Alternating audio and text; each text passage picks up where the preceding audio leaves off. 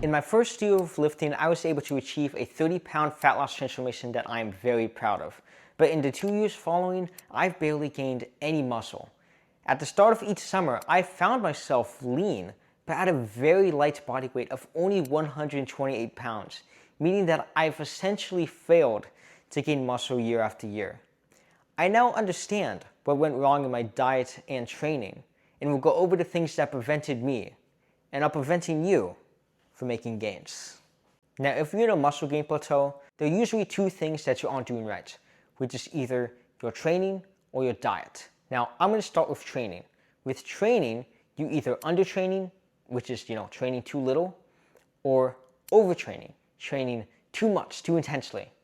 And with undertraining, your sets feel very easy and they're not that tiring. Let's say you do, 12 reps of bicep curls for 3 sets. And by the time you're done with those bicep things, you're like, whoa, this was really easy. Like, this weight didn't feel hard at all. And then you wake up the next morning and you're like, oh, I'm not that sore. I was unfazed by yesterday's workout. And with any exercise you do, you basically, you have a rep target and you do the same weight. So let's say you always do 12 reps of bicep curls with the 25s, and you just do that week after week. You don't change anything. You don't change the reps. You don't change the weight. And if all of those things apply to you, then you're undertraining, my friend. But there is a test which you can do to know for sure if you are undertraining. So when you do your 12 reps of bicep curls, basically when you finish doing those 12 reps, don't drop the weights. Do one more. And then after that, you do one more. And then you continue doing one more rep and make sure you're counting the total number of reps of that set while you're doing it until you reach a point where you're putting every ounce of willpower to get those dumbbells up. But no matter how hard you try, you can't do it. That is called a muscular failure. And you want to be quite close to this point. You want to be 1 to 2 reps shy of this muscular failure. So basically, if you usually do 12 reps, but doing that test, you're able to do like 17, you were way too far from failure to actually give your body the signal to be like, hey, we need to gain mass. You're just training too easy. You're making it way too easy for yourself. And if you're undertraining and you wonder why, hey, why aren't I building muscle? That's why. And I was a victim of undertraining myself. For a few months, I did a thing where I did 3 reps per exercise. On my first 2 sets, I could have done 3 more reps if I wanted to, but I just didn't. And it was only until my final set of an exercise where I actually pushed myself near that failure point. And so because of that, I believe I left a fair amount of my gains on the table. And then there's the opposite problem, which is overtraining. Now, if you're a victim of overtraining, you know what pushing a failure is like. All of that I just yapped about just a minute ago, you know that. You know that you should be training hard and training to failure, because at the end of the day, it's no pain or no gain. You go to failure to 3 to 4 sets per exercise. And the next morning after your workout, you're like, oh wow, I am really sore right now. Gee, that workout must have been a huge success. I'm probably making 1 billion gains right now. But then, a few days pass, and let's say you did an upper body workout where you work out chest. And then a few days later, when you come to work out chest again, you realize, gee, I'm still sore. And then you do the bench press again, and you feel weaker.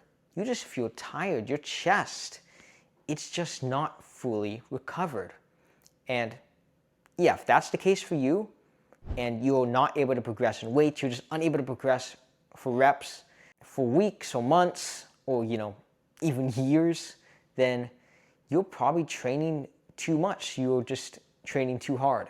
So I did this for a few months. So basically, I did 3 sets per exercise all the way to failure. And because of that, yeah, I was sore a lot to the point where I was unable to progress in weight or reps.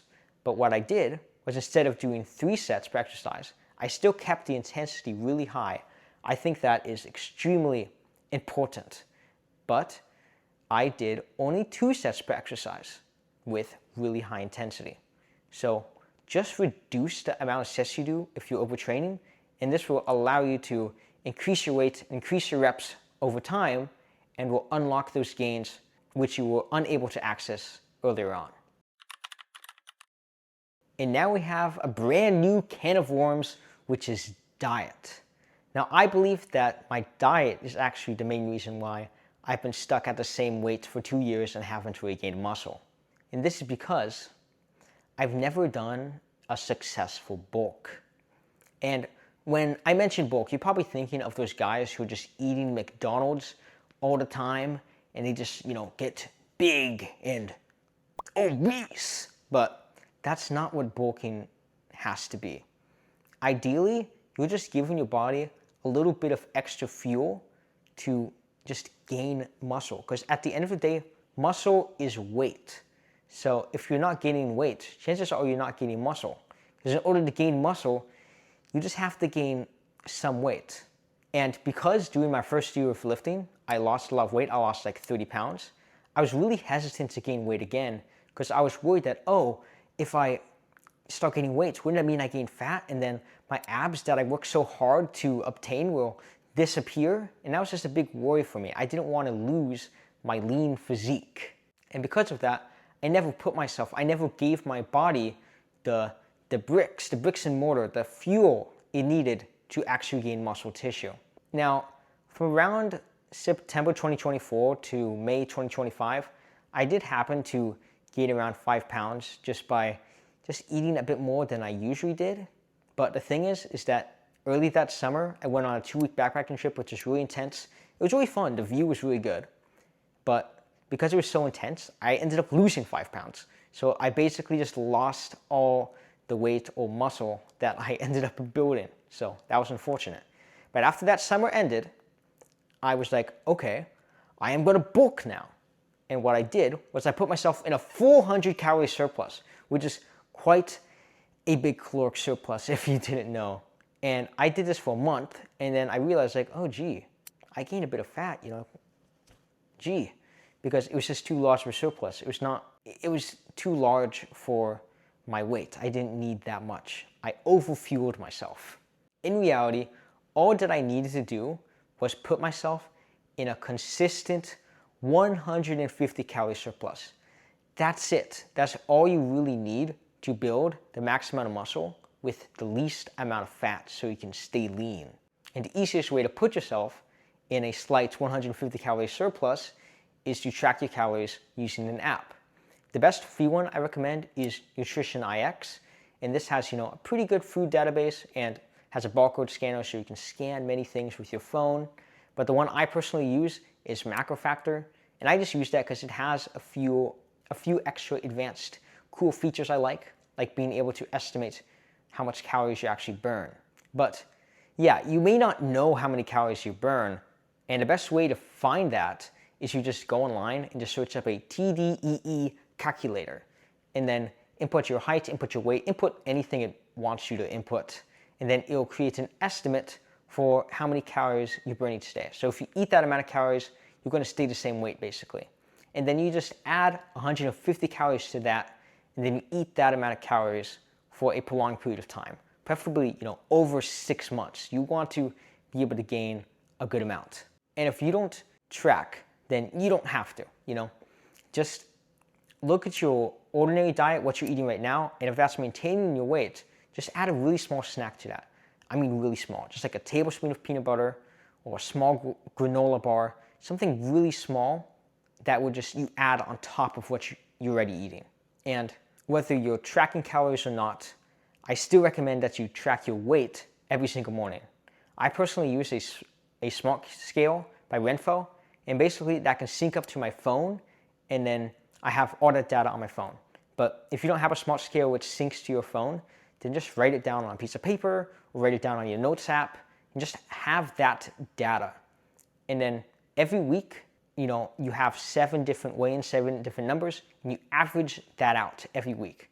And then you look at these weekly averages and compare them against each other. And preferably you want your weight to increase by only 1/4 to 1/2 a pound per week. That's it. So basically, you want that to, on a monthly scale, that is around 1 to 2 pounds a month.